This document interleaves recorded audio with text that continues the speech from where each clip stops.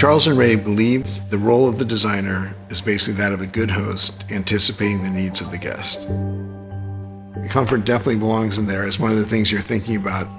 I've met so many people where the lounge chair was the present they got themselves when they had accomplished a certain milestone.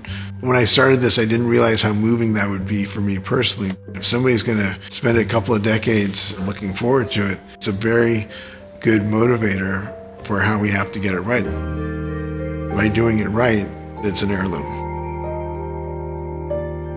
The lounge chair in Ottoman, which was produced in 1956, its origin story was in 1940. When Ray and Charles got married and were first working on the production of the molded plywood chair, they realized very quickly they'd have to make both the prototypes and the machine that made the prototypes. I remember as a granddaughter walking through the office, and you would see molded plywood chairs. They surrounded themselves with iterations of these projects that helped them form their children's furniture, the encasements from the radio speakers, the leg splint, the body litter. The journey of the lounge chair is the journey of molded plywood. The design brief, in a sense, was what would be the modern equivalent of the Old English club chair. And then they had this idea that it should have the same feeling of a well-used first baseman's mitt.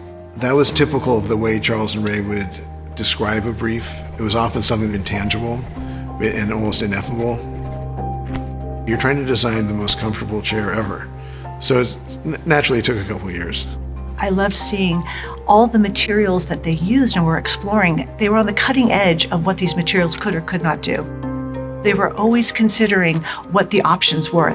Whatever the upholstery was, it had to perform a structural function in a very specific way. If it doesn't, then it's not an Eames lounge chair. And now we're using different materials in response to different things that are going on the planet. People often say, oh, well, we want one of the originals. They are all originals.